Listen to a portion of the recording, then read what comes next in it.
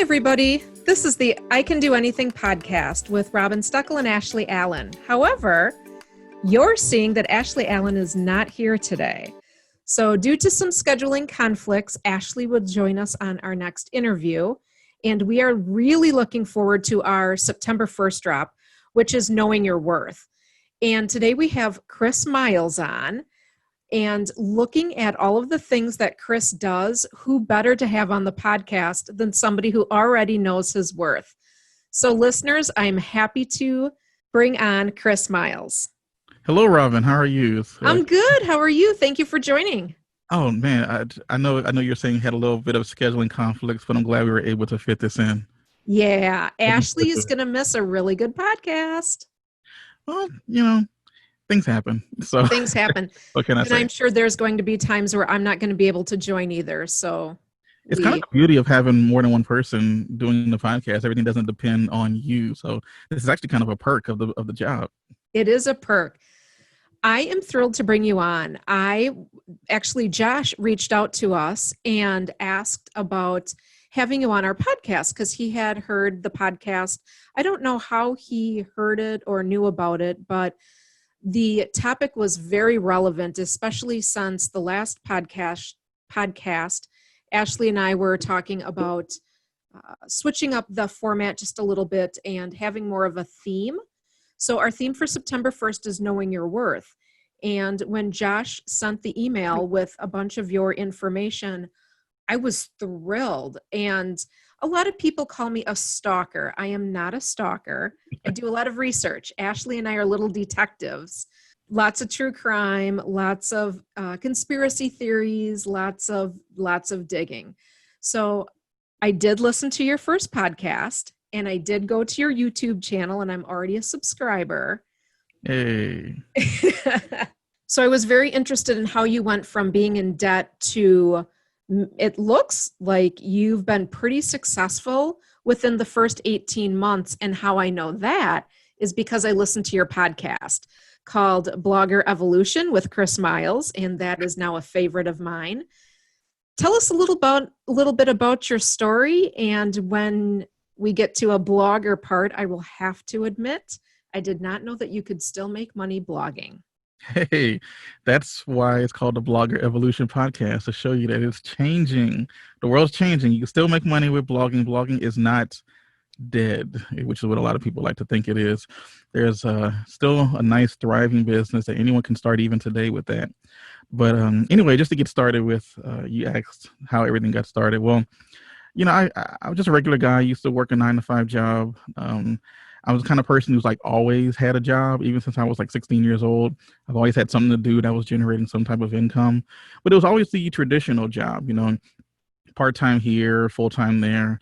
And then once I got through high school and college, I got a full-time job at a bank, and was there for probably almost 10 years, 7 to 10 years, there for quite a while. And then got married. And I actually moved across the country. I moved from Louisiana up to the great Northeast. And I've been here for the last few years. But while I was growing up, I guess you could say, I've always had some way to earn some type of an income. So I remember even when I was 7, 8 years old in elementary school, or however old you are in elementary school. And we were doing like a candy sale. They give you the candy, you go out and sell it, you get like prizes and whatnot. So I would actually take the candy. I think the price was like maybe $2 for a candy, $3 for candy, something like that. But when I would go door to door around my neighborhood, I would actually sell it for like $4 or $5. And I was actually trying to pocket the extra money. And I don't know if maybe they just didn't realize that an 8-year-old could figure that out, which is pretty much how I was able to do that. But ever since then, I've always had the entrepreneur, taking risks type of mentality. So I've always had, business here, business there, and most of them, to be honest, failed. Some of them lost a lot of money. Some of them made a little bit of money, but then probably wasn't worth the time to continue investing into it. And then as a result, I started one business, but it actually got me in like a lot of debt. And because of that, I literally could not fight my way out of it for probably the better part of 10 years. And I was just, making the minimum payments on it all the time. And I had grown that up to around $30,000. And I actually brought that into my marriage. And it was tough because, I go to work and I get paid, and like literally maybe a quarter of my paycheck's got to go to credit card interest, and Mhm. it was annoying and tough. And then, but we were, still kind of floating along. Everything was fine. We were making our bills. We were paying our bills with the JOB, or the just over broke, which some people call it, Yeah. and we found out that we were pregnant with our first son. And then that's when everything kind of got flipped on its head, because my wife told me that she wanted to quit her job so that she could stay home with him. And I remember thinking to myself, we can't afford this, like, at all. You need to have a job. And I remember her just kind of sitting me down, looking me square in the eye and thinking, you need to figure this out. So all of a sudden I had to be a man. I had to grow up like overnight right there. And I did what most people probably would do. I went to Google and typed in, how do you make money? How to make money online or something like that. Because the last thing I wanted to do was get a second job, because that was just going to require me to be away from home even more. So I stumbled across a few things, and a lot of them failed, but I did stumble across blogging. And really, ever since then, within a few weeks, I had made my first commissions online. Within a few months, I was making a few $100 a month. By the time I made a year, I had finally broken $1,000 in commissions in a single month. And then by 18 months, I had peaked out at around $17,000 in a single month, which is really kind of crazy for me. So I literally took all of that money that I made over the course of a few years doing that, paid off all of my debt, paid off everything else that basically needed to be paid off, with the exception of the mortgage, because there's real no point in paying off the mortgage because of the low interest rate. But doing all of that, I was able to have my wife quit her job. As a side effect, I was able to quit my job because of it, and now I can stay home, with them, with my son and wife, and it's been a good old time. So that's kind of my story in a synopsis right there. I like the part in the podcast where you said, so your son's name is Benji. Yep. And you said that Benji now comes to you and says, daddy, daddy, daddy, instead of always mommy, mommy, mommy, because you're able to be at home with him and enjoy the company of your wife and your son while you're making your business on the side and still bringing in money to pay the bills and really have the life that you're looking for. Yeah, I mean, it's kind of, everyone talks about the American dream. You do this, you do that, you do this. And really, I feel as though it's starting your own business and being able to really create income streams that pay you even when you're not actively working on it. And that's probably my most favorite thing about that.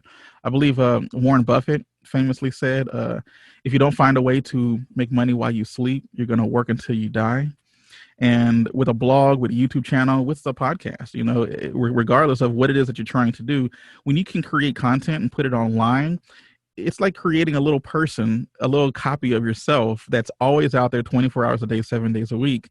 And they can continue making you money even while you're snoozing, at 2 a.m. in the morning. Someone can be binging on your content, which happens quite often, to be honest. But that's just one of those things that I was able to kind of figure out. And right now, my whole mission is really to help other people do the exact same thing.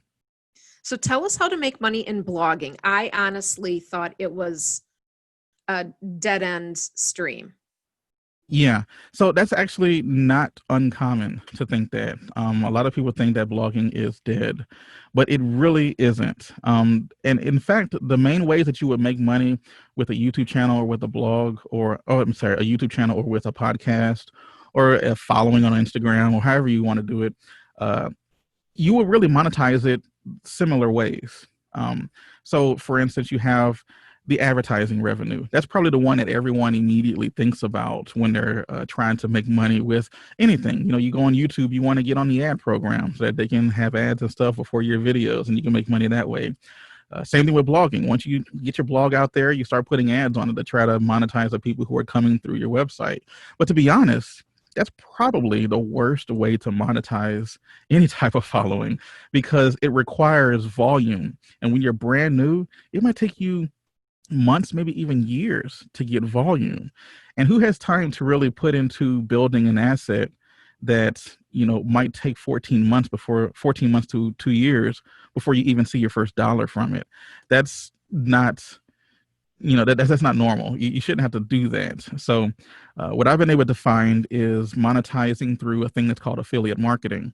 So affiliate marketing is basically when you partner with other companies, other businesses, and you promote and sell their products. And then when people will click on your links and they go through and they purchase a product through them, then you would get a kickback or a commission based on the sale. And that's probably the quickest way that you can monetize a site, only because you only need one person to take action in order for you to earn an income. So if I built a blog, and even if in the first month, which is pretty normal, I might have 20 people land on my blog, which is not that many people, right? But if one person actually went through and bought something, I'm going to make a commission from the sale. So the way that I teach blogging is for people to create their asset, create the business, create the blog. I show them how to do that, and then I show them how to monetize that audience by then incorporating affiliate marketing so that you can start earning income as fast as you possibly can. It's always mind-blowing to me. Ashley and I got together in July, and we were talking about our business and how we wanted to go forward and monetize it. So affiliate marketing, is that anything like ClickFunnels?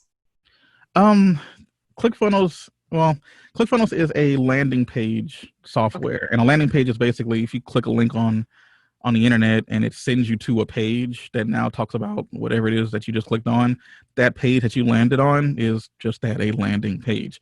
So that's what ClickFunnels is. You send people to your funnel, which is the list of pages that people hit while they are hopefully going to become a customer at the end of it. And then that's what ClickFunnels offers. So I guess you could say that ClickFunnels isn't necessarily affiliate marketing, but you can partner with ClickFunnels and sell ClickFunnels as an affiliate partner, if that makes any sense. Yes, it does. So our second episode was with Jeff Bannock, and he is a 2 Comma Club winner with ClickFunnels and Russell Brunson. And I ask him all the time about questions about ClickFunnels. Anyway, so I know that that's affiliate marketing or a part of affiliate marketing. Correct. What do you recommend for somebody starting out a business or our podcast, let's say? Well, it really depends on your audience and what it is you talk about.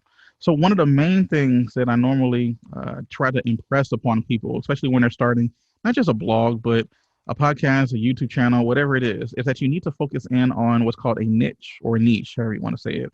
You focus in on one of those things. So a niche is basically just a group of people who are interested in one thing. So for example, we were talking about earlier, a little shameless plug here, the Blogger Evolution podcast. Just from the name, obviously who that podcast is directed towards. It's directed towards bloggers, So I'm going to be talking to bloggers who are just blogging, or people who may be interested in blogging and just haven't made the leap yet, right? So that's who I'm going to be talking to in my podcast, and that would be my niche audience. So since that's my niche audience, I know what kind of things that audience would be interested in buying, right? So if somebody who maybe they've heard of blogging, they don't really know, maybe they thought that you can't really make money while blogging, something like that. And I come with the podcast and tell them 20 ways that they can make money with blogging. They're like, oh, so I can do it. So how do I start a blog? And then maybe I can have an advertisement in my podcast or on my YouTube channel or whatever saying, hey, if you want to start a blog, why don't you go use this web host, to go set up your website? Or maybe here's a training that you can go buy that will show you step by step how to build a blog or something of that nature. So those people wouldn't be interested in stethoscopes, right? Because they're bloggers, or they wouldn't be interested in buying something for lawyers. I used to always tell people, you don't try to sell stethoscopes to lawyers. They don't want stethoscopes, right? But that's kind of how you have to look at it. Look at your audience, see what they want, see what they need in order to practice whatever niche that you're talking about. And then you can partner with those companies 9 times out of 10 and be able to, once you create a partnership with those companies, you can then offer their products to your audience and make money like that. We were talking before we started recording that you were working on some classes webinar. Tell us a little bit about that, because since Ashley and I started the podcast, I can't tell you the number of people who have told me that they wanted to write a book, or they were talking about blogging.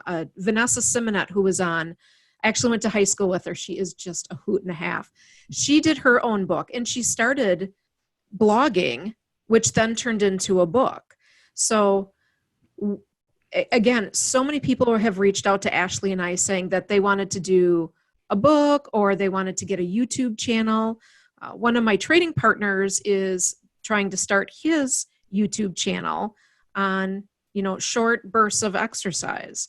So what can these people do if they're really interested in moving forward to get out there? Yeah. Well, you have to immediately just realize that you want to do something, and then kind of figure out what your audience is going to be, what your niche is going to be. Who do you want to talk to? Who do you want to, most importantly, this is a big question, who do you want to help, right? Who do you want to help get from A to B, right? So, for example, you're mentioning earlier, working on like a book or something. I'm actually working on building a course, which is kind of similar. It's just as much content that you have to create. But in that course, it's called Blog Builder Pro, if you don't mind another shameless plug. Yeah, go. Yeah, I wrote it down. Blogbuilderpro.net. Blogbuilderpro.net. Yeah, currently we're in pre-launch. So basically what Blog Builder Pro is going to help people do is it's going to take a complete beginner who maybe has never heard of blogging, or maybe has heard of it and maybe hasn't, ever made the leap, kind of like we were speaking of earlier. And it's going to walk them through literally step by step to having a website up and running that has already made their first commission. And that's the whole goal of, so that's my clear, what I call my A to B. That's the clear journey that I'm going to help people on in that course. So the course launches on, I don't know when this podcast is going to drop, but this course is going to launch on August 14th. And then as people can get in, and then they can start following the process of getting a blog up and running. And that's going to be a resource that I've worked literally for the last, probably since April, on, and having to record the videos, edit it, and everything. It's a lot of planning, but it has been fun, and I can't wait until I can reveal it, because I've always been an affiliate marketer. I've always been the person who partnered with other companies and sold their products. I've had my own personal products that I've created in the past, but this is probably going to be the biggest one that I've ever done. And I'm really, really excited about it because I love the content that's in it. It's going to be amazing. People are really going to enjoy it. So if you're interested in building a blog, check out blogbuilderpro.net. Chris, question for you. Ashley and I have our own webpage for I Can Do Anything podcast. I started a blog. Surprisingly enough, I'm doing the 75 Hard program with Andy Frisilla. Mm-hmm. In blogging that, what if people already have a web page? They've already started to blog. Can they incorporate your information, your course, into their already existing web page? Yeah, that's an excellent question, Robin. The biggest part of the course is probably the part of the course that probably is going to make people the most money. And that's how you're going to get people to your websites, right? So to get people to your website, no one really starts making money until that process happens. You can have the biggest, nicest, most amazing website in the world, but no one's going to care if no one knows that it exists, right? So a huge part of the course, I believe it's like step 3 or so in my course, where we are going to walk you through SEO, or search engine optimization, which is basically the practice of optimizing your blog post so that it has a higher chance of being found in Google. And Google is the largest search engine on the planet, and it's not even close in terms of the second one. I believe there's around 8.5 billion people on the planet. 4 billion of them have access to the internet.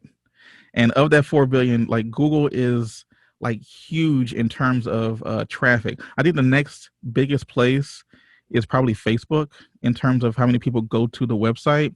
But even then, Google trumps them by like 2 or 3 times in terms of how many people use Google. So as a result, since there's billions and billions, like with a B, billions of people on the internet and using Google, constantly asking Google questions, I teach people how to get their blogs in front of those people as those questions are getting answered. And then if people find you and you become a helpful resource to them, then now you can work on maybe getting them on your email list, and you can continue talking to them, have them subscribe to you on your YouTube channel, your podcast, or whatever. And now you're a constant feature in their life. And then whenever they finally decide that they want to take some type of action, you just want to stay on top of mind, really. And when they finally decide to make some type of action, oh yeah, I remember that Chris guy, he was talking about this SEO stuff. Let me see what he has to talk about. Now they're in a position where they may want to purchase something. And if I can provide something that's going to help them out of the jam that they're in, then I can get an income from it. I believe Zig Ziglar said, if you help other people get what they want in life, then you're going to get what you want in life. And that's, I kind of hold true to that by just helping. And then as a result, then I can get a kickback in the end. And that's been really helpful. And that subject right there has really kind of blown up my business over the years. Another question for you. Your YouTube channel is huge. Love scrolling through it. Listen to a couple of your YouTube channel. Is your course that you're coming out with on August 14th, which this podcast will come out on the 15th, so it's perfect timing. It sure is. Do you have suggestions for boosting your YouTube page? Like I said, my trading buddy is trying to get a subscriber base on YouTube. Does your course talk about getting that traffic on YouTube? Very good question, because the course itself is mainly about blogging, right? But I do have 2 bonus sections within the course that are basically as valuable as the course is, in my opinion. I've made those really, really nice. And one of those sections is all about YouTube. So a big part of my business is YouTube. As you mentioned, I've grown a channel to around 60,000 subscribers, just talking about entrepreneurship, online business, blogging, affiliate marketing, and just recently credit card stuff. It's just, that's what people have been really interested in, wanting to know what my thoughts on it, which is kind of funny, but it is what it is. But a big section of the course does talk about how you can grow on YouTube. YouTube is very similar to blogging, especially early on in terms of the SEO, or the search engine optimization, because Google owns YouTube, right? So because of that, a lot of how you find stuff is pretty much the exact same way in YouTube as it is in Google. And then Google has like a double effect to it, because you can search for stuff on Google and YouTube videos pop up, right? So there's like a double chance of being caught in both areas. And that's what's really huge about being able to do that. So yeah, the course talks about YouTube. It talks about how you can grow on YouTube using SEO and basically finding things that people are looking for, and then creating content for it when you see a deficiency in the results. That sounds amazing. People are going to think, oh, did Robin plant that question? No, I honestly just came up with the question. We had not talked about the interview except for just random basic questions. So yeah, it's interesting. So I'm going to go one more step further. Sure.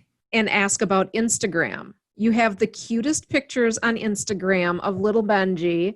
You have food on there. You've got some personal pictures on there. You've got some Warren Buffett pictures on there, which of course I love as a stock trader.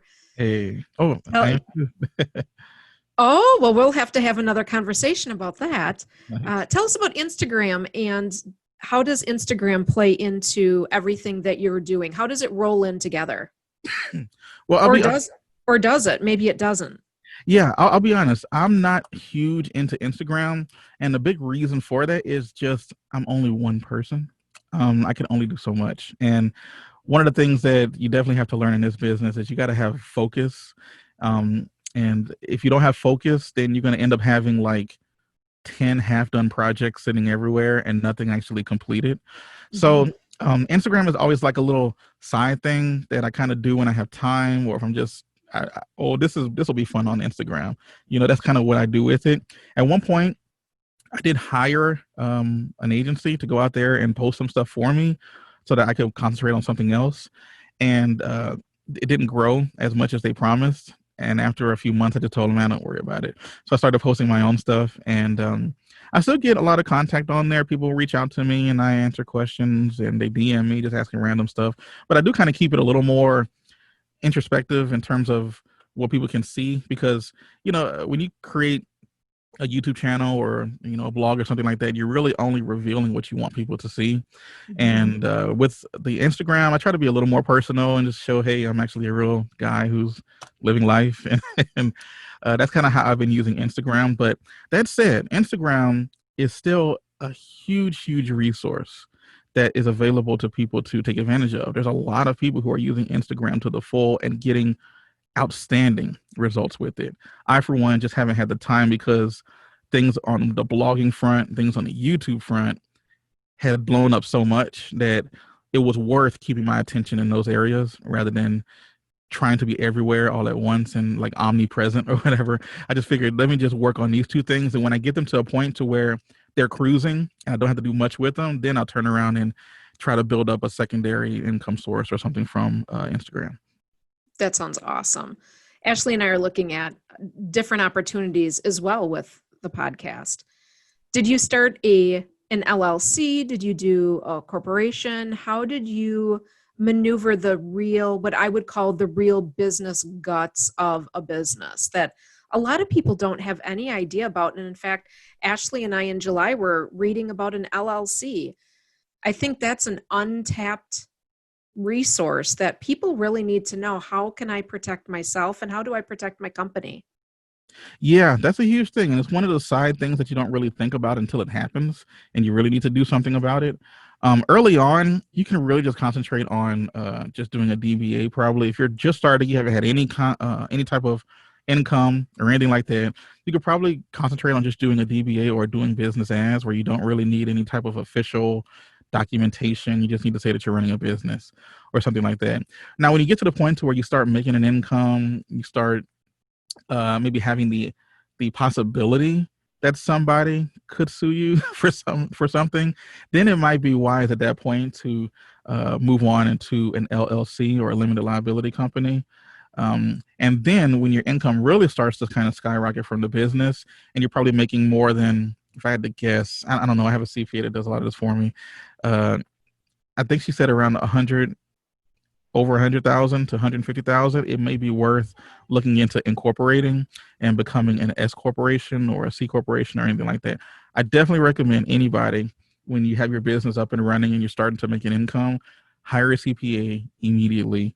They know everything. They are like gods. So they will help you find all types of different tax write-offs that you can use for your business so that you won't be just paying out the hood with taxes. It's kind of crazy how much you'll end up doing, but that's how it goes.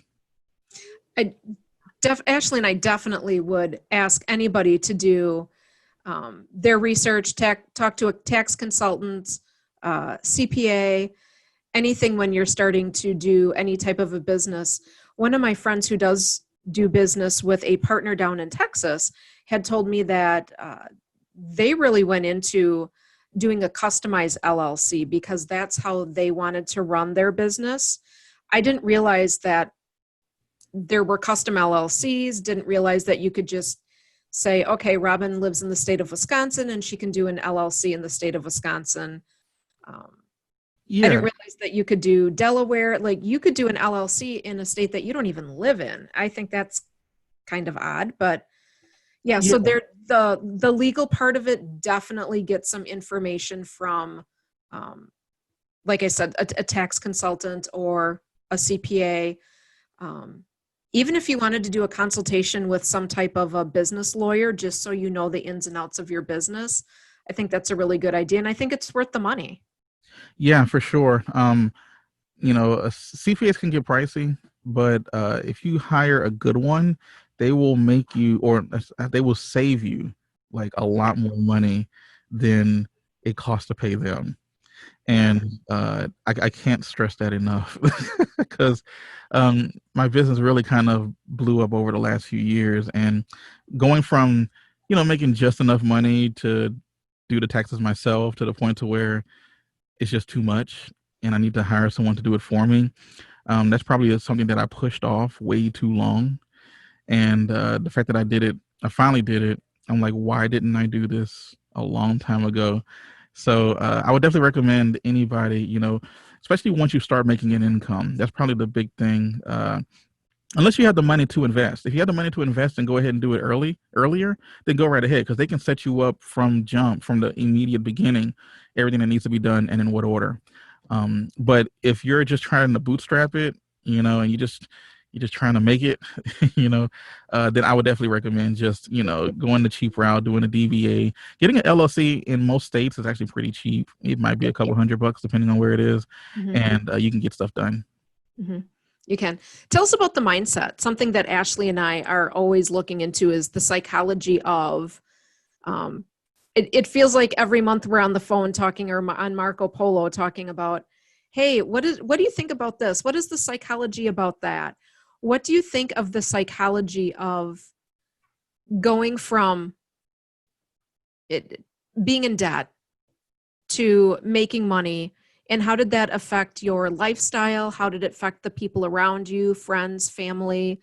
I did see on Instagram, you have a great, great picture of Will Smith when people are starting their business, what it looks like.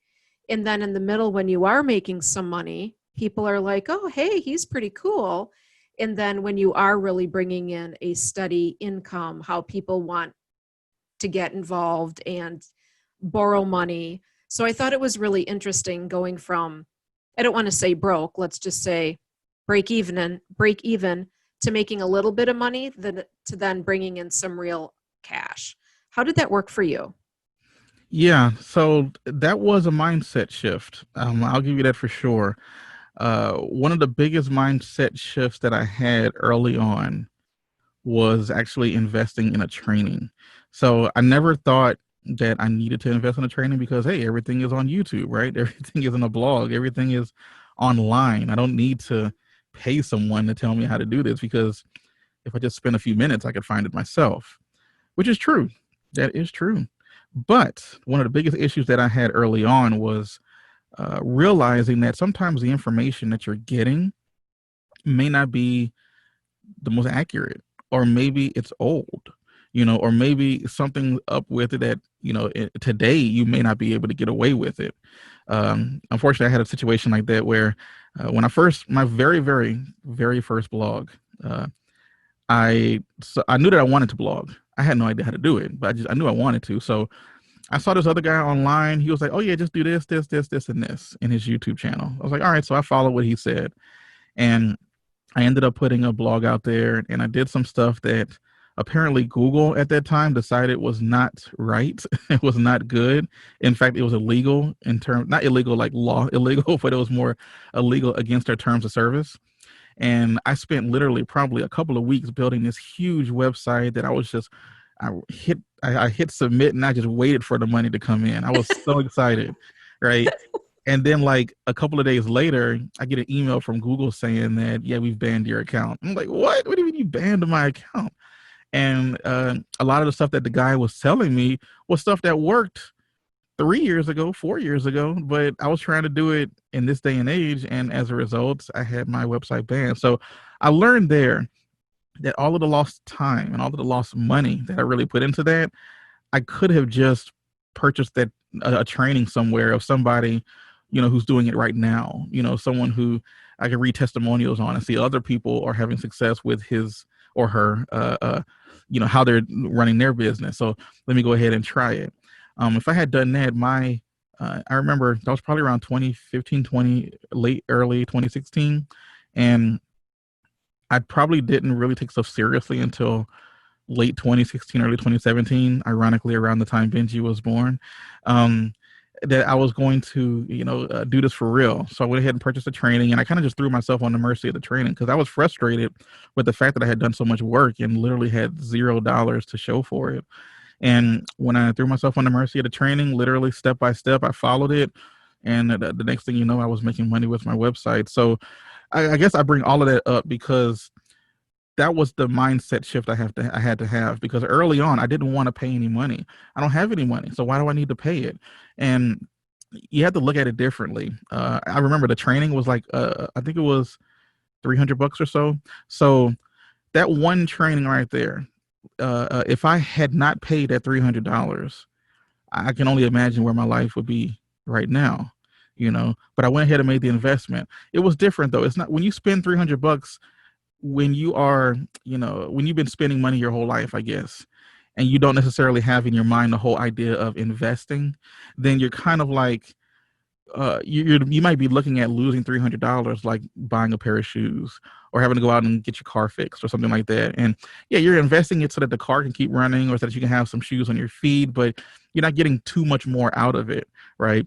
But when you purchase a training, when you purchase something that's going to literally teach you how to fish for life, then that $300 was like small, minuscule in comparison to the amount of income I've had since making that purchase. So once I had that mindset shift that I would rather pay to save time than really everything kind of took off from that point. So I hope that kind of answers your question there. It did. It did. The other thing when I was listening to your podcast that came across to me was a never giving up attitude. Never once did I hear you say that you wanted to give up. Never once did I hear you say, oh, this is too much. Things aren't working. I struggled with this. I struggled with that. You never said it, but it came across very clear to me that you were not giving up. It didn't matter how much you struggled. It didn't matter success or zero success. You never gave up. Tell us a little bit about that. Yeah, I like to call that the stick-to-itiveness, I guess is Okay. what you can call it. I've had a lot of businesses in the past. We kind of talked about that a little bit earlier. So because I've had all of those businesses and a lot of them didn't work out, but even though a lot of them didn't work out, I kind of learned like one thing from each time that I did it. And I think a big reason too why a lot of those other businesses didn't work out was because I didn't really have a big reason why the business needed to be successful. So Okay. when I was running a business in high school and I was running a business in college, losing money basically, if it didn't work out, I still got a job. It's not a big deal. I just kind of moved on with my life. But when it got to the point to where, my wife wanted to quit her job and we were the business, the house is going to be losing like, I don't know, $40,000-$50,000 a year. That's when my back was against the wall and it had to work, right? There was no other option of it not working because if I didn't figure it out, I mean, I didn't know how we were going to be paying our mortgage. I didn't know how we were going to be paying other bills, how I was going to pay that stupid $30,000 worth of debt that I had on credit cards that I'm paying 18% on. It was so 18. crazy. Well, 18 is really good. uh, no, 18's terrible. Don't ever let anyone say 18 is terrible, but so is 24 and 29. Yeah, that's even worse, right? Yeah. I carried a lot of that debt from a long time from when 18 was actually a good number at the Yeah. time. So that was a problem there. I played the game where I would just constantly transfer money from one card to the next, balance transfer offers. So Oh, yeah, for 18 months. Yeah. yeah, for 18 months. And then I had to worry about, so I was delaying the inevitable every Yeah. 18 months. Mhm. And 18 months passed by. Okay, I got to find another credit card I can dump this money on. Meanwhile, I had to be responsible with the credit cards I did have so that I could have somewhere to put it later. And I was just thinking to myself, one day I'm going to have this windfall of money where I can just dump it all on there. And that was probably a little, naive or short-sighted, but that's the only thing I could do at the time. So I just kept doing that. And then when the business blew up, I was like, hey, I got the money to pay it now. So I went ahead and paid it off. And I've been a lot smarter with my credit card since then. And now I've gotten all into the investment game and making your money work for you in other places and all of that fun stuff. But again, a lot of that stuff would not have happened if I didn't get started somewhere and not give up. And again, the big reason why I believe that was the case was because I couldn't fail. So if you let me go another aside here, Yeah, there's go ahead. another a training that I used to promote. One of the things that the main company would always say is that you only fail if you give up. And I'm like, you might think that's like the most plainest statement ever. Of course, if you give up, you're going to fail because you stop doing it. But it takes a different kind of mindset to kind of really understand that it is hard to fail if you don't give up. You know, I think Thomas Edison said that he never failed. He just found 10,000 ways that didn't work. So I kind of had that mindset that, okay, this didn't work. Let me try this. That didn't work. Let me try this. There is a point of diminishing returns that you have to think about at some point. But for the most part, you know, as long as you don't give up, you're gonna be successful with what you put your mind to. Yeah. So I think of you as basically a motivational and educational speaker. What type of books do you read, or what do you suggest to people along that path? During your podcast, you did say that you cut the cable bill and you didn't realize how much time you were spending in front of the TV. And that's something that Ashley and I talk about quite a bit, actually. The past year, we've talked about, yeah, we watch maybe an hour or two at night just to kind of wind down after our day, but we do read quite a bit of self-help books or spiritual books or just things to keep you motivated. What types of books or meditation or anything that you've done that keeps you on the path? So in terms of books that I like to read, for the most part, I like to read books that continue my education with stuff. And I'm always listening to YouTube channels and listening to podcasts and things of that nature. So anytime I have some downtime, for the most part, I have something playing in the background, even if I'm not actively listening to it. I like to think that I'm just sucking it up through osmosis here, but that's basically what I do. Is I have channels that I follow. I have YouTubers that I follow, podcast hosts that I follow that I know they're out there doing it. They're talking about it. And a lot of times they bring up something that I'm like, oh, I never even thought of that. And then all of a sudden I can add 10% to my income for the month or something, you know, just from that one little tweak. Some of the biggest. Sorry, Can you give us any examples? Yeah. So one book that really kind of changed a lot for me was called Expert Secrets by Russell Brunson. We talked about him with ClickFunnels earlier. Yeah, that's my guy. Yeah. So Expert Secrets is probably one of the best books that I've ever read because it is a big commercial for ClickFunnels, just to say it is that. However, there is a ton of great information in it in terms of how you can create a brand and how you can create a following online. And with the world where it is now, that's one of the greatest things that you can work on now is by creating your own following. Mm-hmm. So definitely Expert Secrets by Russell Brunson is probably one of the better ones. He just redid it recently, I think. So he had some updates to it. He did. There's quite a few. I do follow Russell quite religiously. So you probably got the Traffic Secrets and .com Secrets and all of those. Yeah. So I know all of them. Yeah, I hadn't even had a chance. And I don't do anything with ClickFunnels. That's what's so hilarious. What's that? I don't do anything with ClickFunnels. That's why it's so hilarious. Well, it shows you what kind of a brand he has that it transcends even his own company, you know. Yes. And it's really cool. I mean, Russell's a stand-up guy. I mean, I haven't, you know, sometimes you hear, you know, little things about this guy or he does something a little seedy over here or whatever, on some little recess of the internet you can find. He's pretty squeaky clean. I'll give him that, you know, and I like following him. He's definitely helped my business out a lot over the years. Another one would probably be Tim Ferriss and the 4 Hour Work Week. I've heard about that. I have not read it yet. You recommend it? Oh, 100%. Okay. He has a couple of books that you can read that are all kind of based on the 4 hour whatever. 4 Hour Work Week is probably his more popular one. It basically gives you the idea of how to build a business where you don't have to work very much on it, you know, and that's why they call it the 4 Hour Work Week, obviously. But it does kind of, it may not get to the point to where you can fully automate your business, but it does get you thinking to where there's certain things that I don't need to do. You know, I can hire someone else to do it and then get that money back in terms of time, or get that money back in terms of being able to do what I want to do when I want to do it, versus always, you know, have to answer this email at this time. Or for example, you brought up Josh earlier, you know, and you know, Josh goes around and he finds podcasts that he think that I would be a good fit on. And he's my virtual assistant because of that, you know. And he was just a guy who was following me on I think it was YouTube or something, and he reached out a couple of times just talking about random stuff.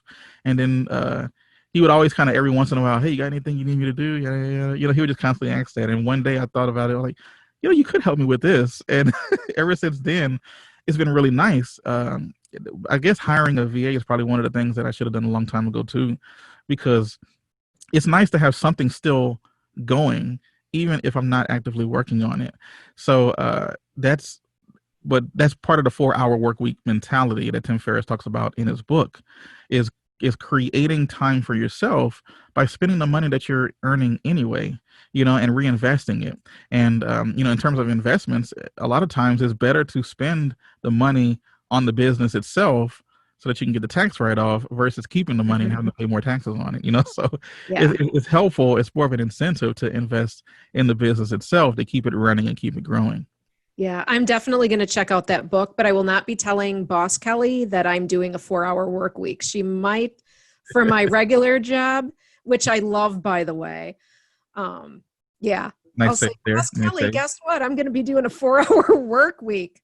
She and my co-pilot Dawn may not find that funny, but no, I'll check it out. It sounds like a really good way to get thinking on how to do things differently and efficiently.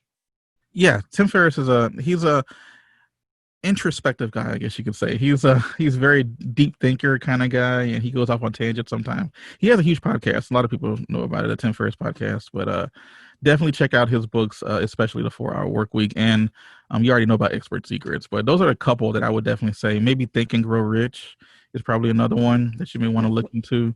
That one helps with a lot of mindset stuff, so that you can understand that, hey, I actually can earn an income. I don't have to be stuck at a 9 to 5 if I don't want to. I'm not saying all 9 to 5s are bad. I'm just saying if you hate it, then there is other options for you. Yeah. Ashley and I actually really clicked a year ago when we met, because both of us really love our jobs and we love what we do. And going outside of the 9 to 5 that's just extra icing on the cake. I think it's the icing and the cherry on the cake, because we get to do what we like to do during the day. And then we also get to do what we like to do nights and weekends of investigating and interviewing great people like you, talking with Josh. By the way, I want to plug for Josh, because at first I thought, this seems a little odd to me. And I thought, no, I know Josh is helping out Chris, and this is just a part of the business. And this is how Chris has done his business model. And Josh, you did an amazing job. Thank you very, very much. Yeah, Josh actually gets a lot of praise from a lot of the people who podcasts I've been on, and a lot of them say, he attacks differently than a normal, hey, let me be on your podcast kind of guy. He's like, hey, I listen here, listen there, and he kind of comes across as I remember I even offered him, hey, do you want an email address, with a branded email address with my stuff on? He's like, no, I kind of like you coming from a Gmail. It makes it look a little more authentic. And I was like, because all you really want to do is just kind of break the pattern, and while people are looking at emails or whatever, and they say, oh, at such and such.com, oh, here's a listener. Let me see what he has to say. Oh, wait. And then all of a sudden you're reading it. At that point, you're reading it, and that's good. Yeah. Versus, just deleting it because you see the subject line, and so he's done really well. He actually came up with a lot of that stuff on his own. I don't know if maybe he bought a course, who knows? But he did figure that out, and it's been massively helpful. He's been really a nice guy. Yeah. What caught my eye was the links. He made it easy. I think that's one of the biggest things, is the way he laid everything out and the links that he attached. He made it so easy for me to go find your YouTube page, your Instagram page, anything about you. I could find it in a heartbeat, and it was great. He laid out bullets. Fantastic job. That's awesome. I don't want to blow his head up too much. He might start asking for more money. So yeah. Yeah, let's not do that. No, I know, right? No, but he's been excellent. He really has. Yeah. Everything that we've talked about, what would you like to tell our listeners that we haven't talked about yet, or something that you really want to get across that's really important to you for our listeners to understand? Yeah. What can I say? You could probably say I'm full of sayings, but one of my favorite sayings too is do something now that your future self will thank you for. And a lot of things that, you try to start something, but then maybe you never get around to it. One thing that I did to combat that, because sometimes people always have the idea of wanting to do something, but then they never do it. One way that I combat that is by setting a date. I'm like, okay, I'm going to set a date. And then by this, I have to hold myself to it, obviously, but I set the date. And then when that date comes, I have to do it. And if I don't, then I don't know. I never not did it yet, but that's basically what I do is I set a date and I do it. So sometimes if I do it now, I don't want to look 6 months, a year, 5 years in the future and still be wondering why haven't I started, with something. So by setting the date, doing something now, 5 years from now, even if it was a complete failure and it doesn't work and yada, yada, yada, however you want to look at it, I can look back and at least say, well, at least I tried and I learned something from it. They always say like, the best stories come from, your biggest failures, so that's kind of the way that I look at it. I like it. Anything else you want to tell the listeners before we sign off? Go check out blogbuilderpro.net, and then check out the Blogger Evolution podcast hosted by me, Chris Miles. I'm going to help you get your blog up and running, and we talk about more of the business of blogging as well, not just the writing or whatever, but we talk about everything that you're going to need to know to have a profitable blog online and hopefully quit your job one day. Who knows? But I'll definitely get you to the point to where it's at least up and running, making you an income. I love it. So I'll sign off for Ashley and I. Everybody stay awesome and keep reaching for your anything.